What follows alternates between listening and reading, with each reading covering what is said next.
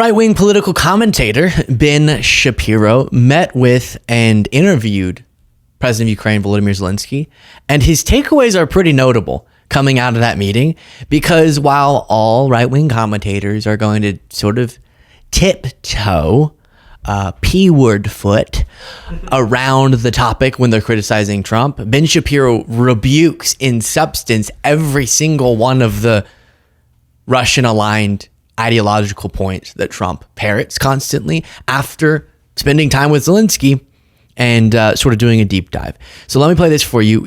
I also have Piers Morgan and a Fox contributor all kind of getting a little fed up with the Trump situation right now, which is interesting because I'm fed up with it, but they're the ones who looked at us and said it was reasonable for Trump to say the things that he said. So they're the ones who should really be backtracking after we've seen the disaster of those negotiations.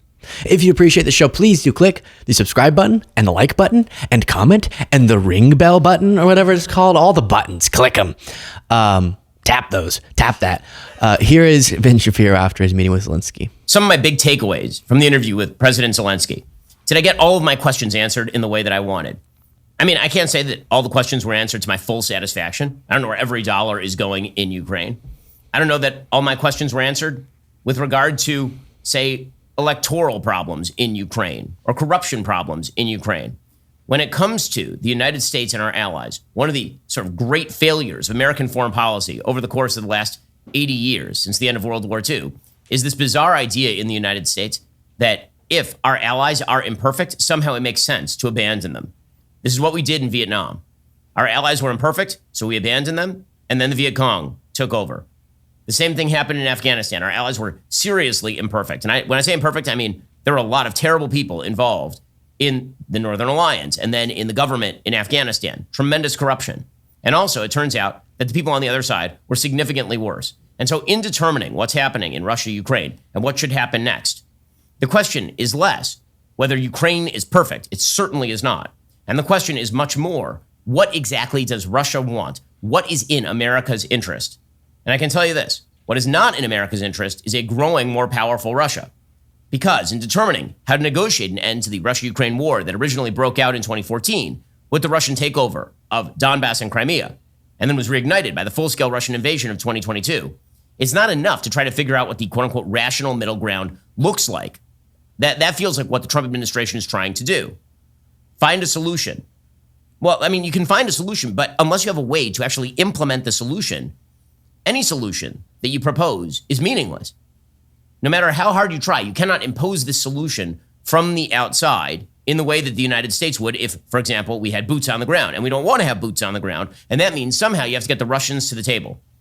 Both sides need to be at the table. The Ukrainians are at the table. The Russians are not at the table. Now, we are not the dominant force in the region, nor do we want to be. However, the Ukrainians being at the table means that it's now time for the Russians to come to the table. So how do you get them to the table? Now, Volodymyr Zelenskyy, as he talked about in this interview, he's already agreed to an immediate 30-day ceasefire. The Russians have not.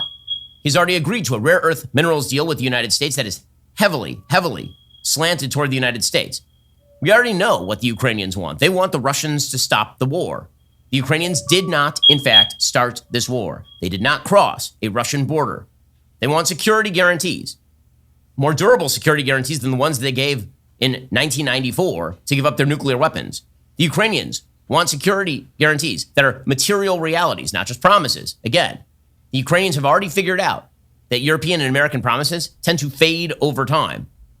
They gave up their own nuclear weapons for a promise that the US and UK would respect Ukrainian territorial sovereignty, and it didn't work out for them very well. The Ukrainians want the freedom to pursue a closer relationship with the EU and NATO. Again, that makes sense because, again, the Russians continue to press, so the Ukrainians want to press back the other way.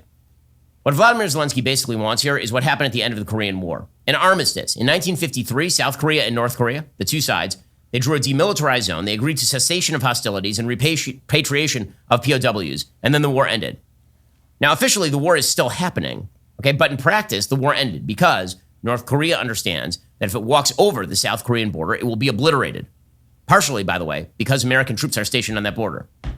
Now, the Ukrainians are not asking for American troops stationed on their border. They want security guarantees. They want probably some European force. We know what the Ukrainians want. We know what they want. They're ready for an armistice today. They're at the table. The real question in all of this, the question that people do not want to ask because they don't like the answer, is what exactly do the Russians want? What would get the Russians to the table? Yeah, so I really do have to credit him because a lot of his audience isn't going to like this. The MAGA side has been so convinced that they're supposed to be rooting for Russia or way too sympathetic to the Russian aims here and should be so hateful to Ukraine. I saw in the comments from Ben Shapiro's audience things to that effect. Zelensky's disgusting. I hate him. And stuff like what was said to Piers Morgan, which was from Tommy Lauren. I think you realize that's a bit of a different situation. Piers Zelenskyy is an entitled little rat who wants attention and money. And Piers says he's really not. He just wants to save his country from a ruthless Russian dictator. I remember a time when American conservatives would all be on his side in such a situation. Y'all saw my appearances on Piers Morgan where Piers was very strangely friendly to Trump. And he'd become just sort of a Trump mouthpiece. And even he can't really get there on this. So to go through some of Ben's points and then we'll go further, he references that a solution has to be implementable. It can't just be Putin's word because he's violated a bazillion agreements that just relied on his word.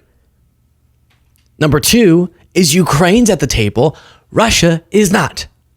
And the both sidesism, as he kind of referenced with the, we just got to find a middle ground, the both sidesism that acts like they both need to come to the table. Ukraine's there. And we reference the specifics of that in many times in past segments.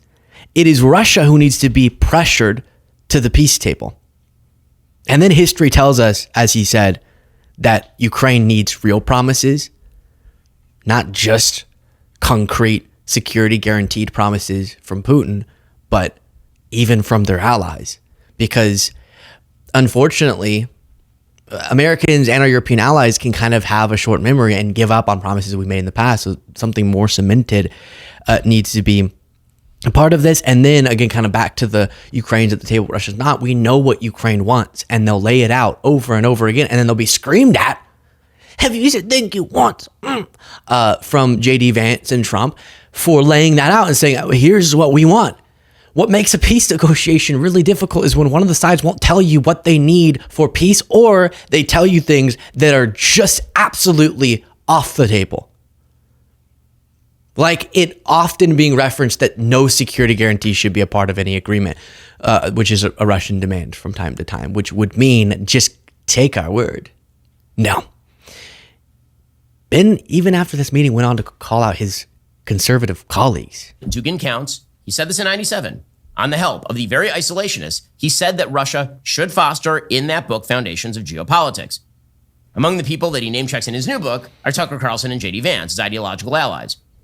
And Tucker is Dugin's ally here. I mean, there's just no question about this.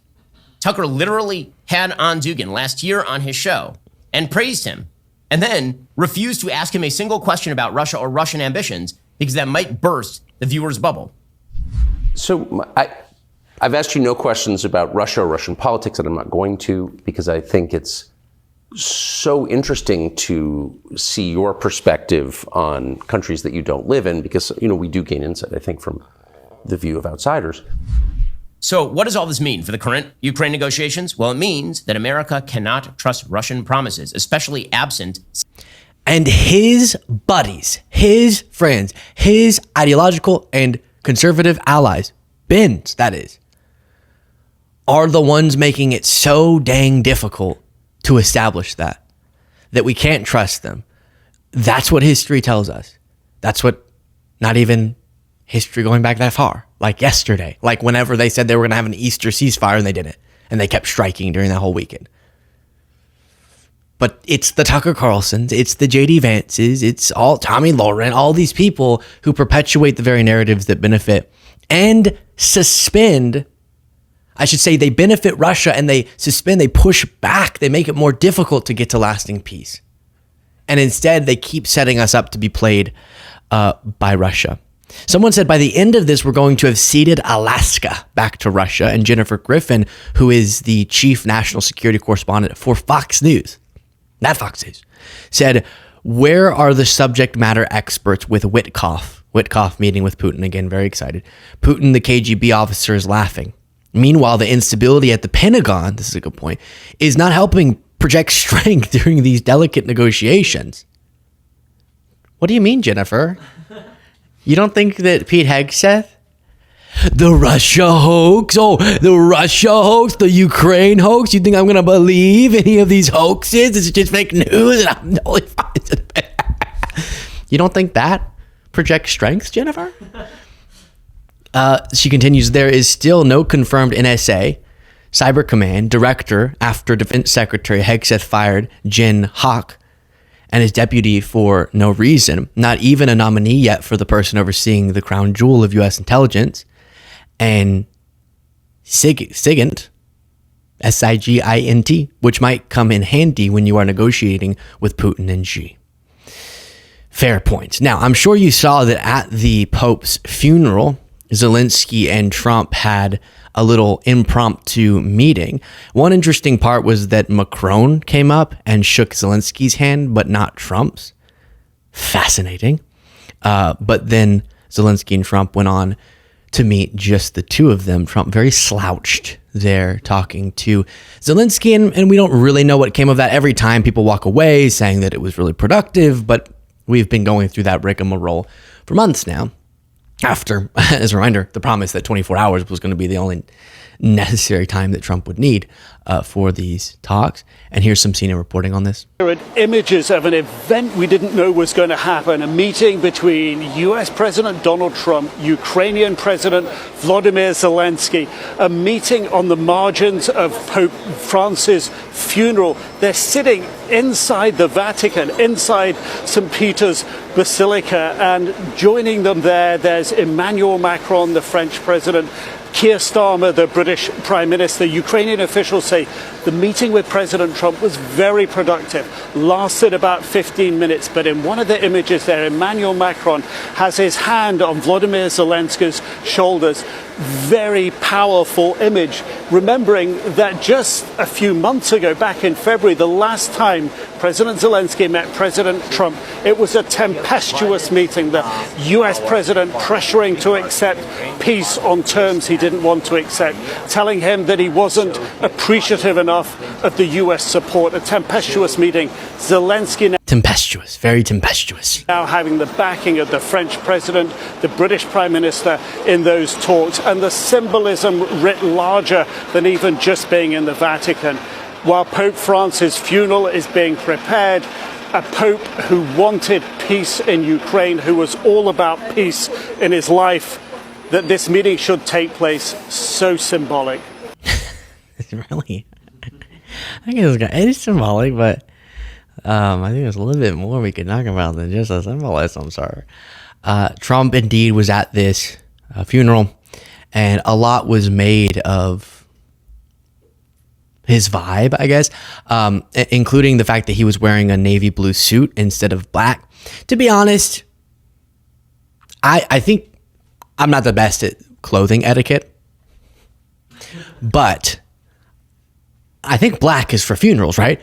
But other people, I think even Biden and one of the royal family members was also wearing blue. So I don't know if that's the controversy that people made it into. There was focus on the postures, as I referenced earlier. So this is something people do to Trump because MAGA does it to Democrats, where they're like, look at Trump. He ripped the arm out of the socket whenever he did that handshake. I bet they'll never be able to use that hand again because Trump is so masculine. So then kind of to mock that, people will do analyses of, wow, it's Trump now who's been baited. And then we do have exclusive footage from the meeting as well that I saw circulating around. No, that's crazy. That's bad. I don't like that. I don't like the pictures of violence, frankly. But the AI stuff is getting wild. Then something with 548,000 likes, which is mind-boggling on Twitter, was someone saying, this is how the people who voted for Kamala Harris look. To which someone responded, this is literally Donald Trump. And I don't know what. I'm confused. I don't get it. I don't get that. I don't get it. It's weird. It's just I don't get it. Moving forward, I guess. Trump did seem to indicate he thinks the only concession that may be necessary for Russia is stopping hostilities. Wait, but then they could start them again.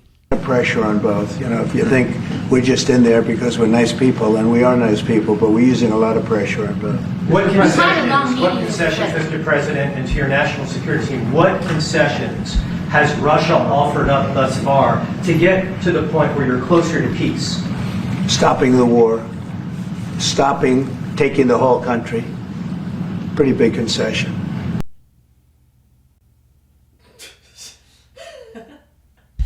Really?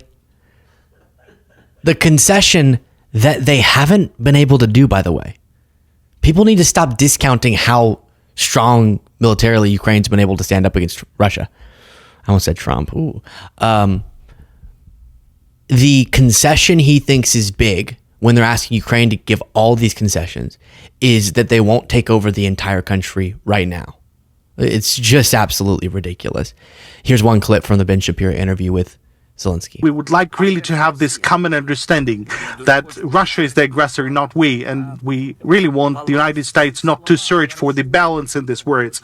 I understand what President Trump is willing to have. I highly respect the fact that he's searching for an approach. That's his approach. Somebody might have different approach, but you shouldn't be saying that Ukraine and Russia started this war. I believe that it's painful for our people to hear, and this is why we respond in this way. We're talking about the dignity of our country. And obviously for our podcast listeners, that was a dubbed over translation voice, not actually Zelensky's voice, but he's saying, and he's worried to be more direct because then Trump will just lose his mind because he's so sensitive, but he's saying we need to stop this, which Trump to this day says Ukraine shouldn't have started something with a bigger power than them.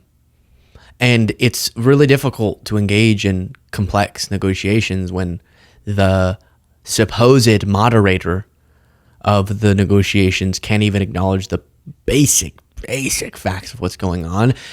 You're going to think this is the same video. It's a different video. Witkoff met again with Putin, and he, every time, let me say it this way, find someone who will look at you. If you're, to my youngsters out there looking for love, you believe in love, find someone who will look at you like Witkoff looks at Putin. How are you, Mr. President? Mr. President. It's so good to be with you. The last time he like put his hand on his heart and was like, hi, Vlad. Dad, I mean Vlad. Oh my gosh, it's so good to see you. The Guardian reports Ukraine war briefing. Zelenskyy links missile used in Kyiv attack to North Korea. So that alignment as well continues. A devastating attack and shows you sort of the geopolitical world that we're in. Something Trump said that he was going to fix very, very quick, and didn't happen. Tell me what you think. I tell you a lot what I think. Okay, now I want to hear what you think in the comments.